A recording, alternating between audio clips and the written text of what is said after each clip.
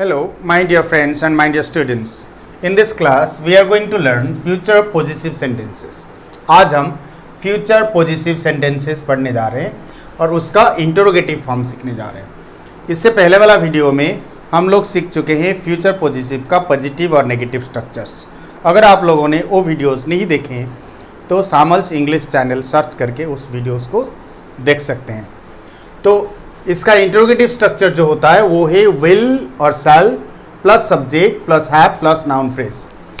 हमारा पॉजिटिव का जो स्ट्रक्चर था, पहले था सब्जेक्ट, फिर था विल और शैल, फिर था हैव, फिर था नाउन फ्रेज. ऐसा था. तो हमारा इंटरोगेटिव फॉर्म बनाने के लिए या इंटरोगेटिव स्ट्रक्चर बनाने के लिए हमें फर्स्ट ऑक्सिलरी को बिगिनिंग में लेना पड़ेगा. We have to use the first auxiliaries in the beginning of the sentence to form an interrogative sentence. तो यहाँ पर जो will और shall, मैंने यहाँ शॉर्ट फॉर्म में लिखा हूँ will और shall, यहाँ पर जो है इसको हम बिगिनिंग में लाएंगे या स्टार्टिंग में लाएंगे. तो ये हो जाएगा will और shall plus subject plus have plus noun phrase. And the structure is here will और shall plus subject plus have plus noun phrase.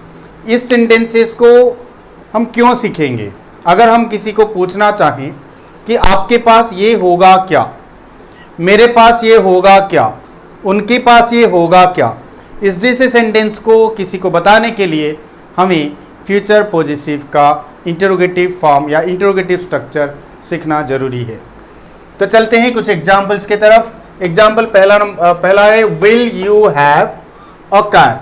Will you have का मतलब होता है आपके पास होगा क्या, या आपके पास अकार मतलब आपके पास एक गाड़ी होगी क्या.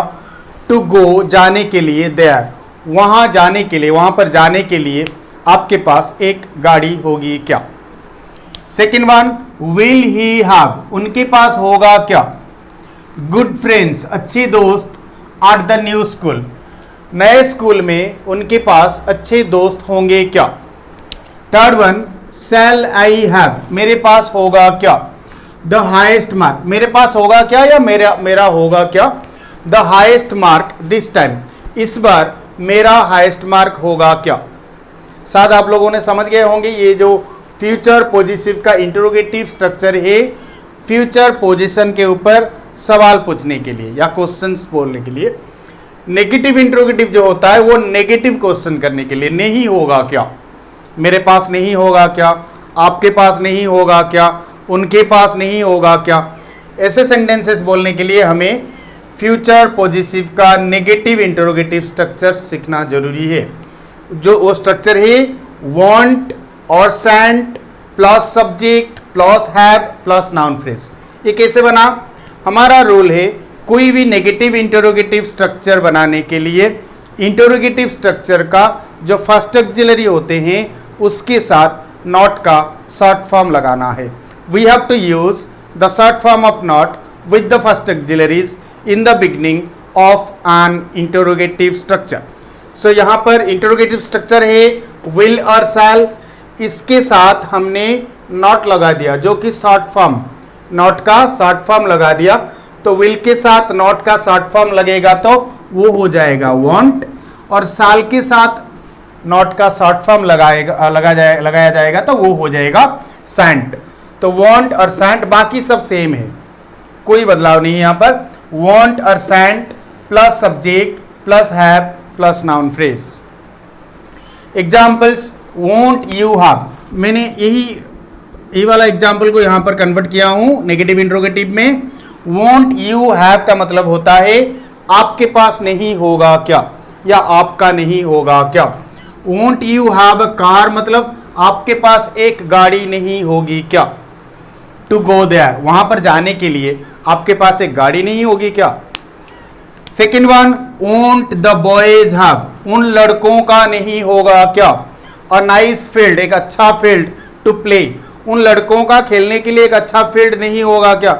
वैसे वैसे जगह पर खेलते रहते हैं, हम पूछ सकते हैं क्या उनके पास एक अच्छा फील्ड नहीं होगा क्या कभी खेलने के लिए. Third one won't she have उनके पास नहीं होगा क्या या उसके पास नहीं होगा क्या. और न्यू फोन एक नया फोन फॉर हर स्टडी उनके स्टडी के लिए उनके पास एक नया फ़ोन नहीं होगा क्या, मतलब खरीदा नहीं जाएगा क्या, या लाया नहीं जाएगा क्या, या फिर उनको दिया नहीं जाएगा क्या, इसको हम बता सकते हैं उनके पास उनके स्टडी के लिए एक नया फ़ोन नहीं होगा क्या। इसको हम पॉजिटिव फॉर्म बोलते हैं या पॉजिटिव सेंस बोलते हैं। यही नेगेटिव इंटरोगेटिव का दूसरा फॉर्म भी हो सकता है। आप चाहे इसको यूज कर सकते हो या फिर ये वाला, आपके मर्जी के हिसाब से जो आसान लगे, लेकिन इसके स्ट्रक्चर्स दो होते हैं। जो सेकंड वाला है उसमें क्या करना है, इंटरोगेटिव स्ट्रक्चर में, और एक बार बोल रहा हूं, इंटरोगेटिव स्ट्रक्चर में सब्जेक्ट के बाद अगर आप नॉट लगाओगे तो वो नेगेटिव इंटरोगेटिव में कन्वर्ट हो जाता है। खाली ये फ्यूचर पॉजिटिव में नहीं है, कोई भी सेंटेंस में एक रूल है, स्ट्रांग रूल, कोई भी सेंटेंसेस का इंटरोगेटिव स्ट्रक्चर में सब्जेक्ट के बाद नॉट बिठा दोगे तो वो नेगेटिव इंटरोगेटिव हो जाएगा, या फिर फर्स्ट ऑक्सिलरी जो होते हैं उसके साथ नॉट का शॉर्ट फॉर्म लगा दोगे तो तब भी नेगेटिव इंटरोगेटिव में कन्वर्ट हो जाते हैं।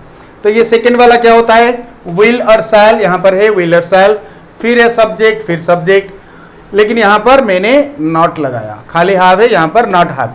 विल और shall plus subject plus not have plus noun phrase. This is the second structure for negative interrogative expression of future positive sentences.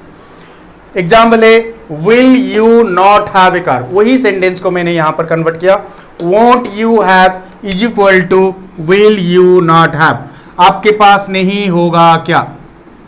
Won't you have मतलब will you not have a car to go there, वहां जाने के लिए आपके पास एक गाड़ी नहीं होगी क्या। बहुत आसान है। सेकेंड वन और एक एग्जाम्पल मैंने दिया हूं, और दो, शैल आई नॉट हैव, मेरे पास नहीं होगा क्या या मेरा नहीं होगा क्या। The highest mark this time, इस बार मेरा हाईएस्ट मार्क नहीं होगा क्या। Third one, shall we not have, हमारे पास नहीं होगा क्या या हमारा नहीं होगा क्या। एनीथिंग, कुछ भी, फॉर डिनर, डिनर के लिए हमारे पास कुछ नहीं होगा क्या, या डिनर में खाने के लिए हमारे पास कुछ नहीं होगा क्या। मेरा सलाह ये है, मैं आप लोगों को एक ही सजेशन दे सकता हूँ, इसके ऊपर कम से कम 5-7 एग्जाम्पल्स आप बनाइए, इसके ऊपर भी बनाइए और इसके ऊपर भी बनाइए। बनाने से आप लोगों को अच्छा लगेगा, और आप जितना एग्जाम्पल्स आप खुद बनाते रहेंगे, आप लोगों की कॉन्फिडेंस, जो अपने खुद के ऊपर भरोसा बढ़ता रहेगा कि हाँ मैं इसके ऊपर सेंटेंसेस बना सकता हूँ और ज़रूरत पड़ने पर बोल भी सकता हूँ। This is the easiest way, the best way to learn and speak English, to form sentences. Speaking in English is nothing but making sentences in English language. अगर इंग्लिश लैंग्वेज में आप सेंटेंसेस बना सकते हो तो बेझिझक आप बोल भी सकते हो, बिना डर के, बिना झिझक हुए आप बोल सकते हो किसी के सामने, कहीं भी। आज के लिए इतना ही। मैं भरोसा रखता हूं कि आप इसको प्रैक्टिस करेंगे और इस वीडियोस को लाइक करेंगे, दोस्तों के बीच में, रिलेटिव्स के बीच में इसको शेयर करेंगे। सब्सक्राइब करना मत भूलिए, अगर अभी तक नहीं किए हैं सब्सक्राइब करके बेल आइकन दबा दीजिए, ताकि आप लोगों को हमेशा हर वीडियोस के नोटिफिकेशंस मिलते रहें। Thank you, bye bye.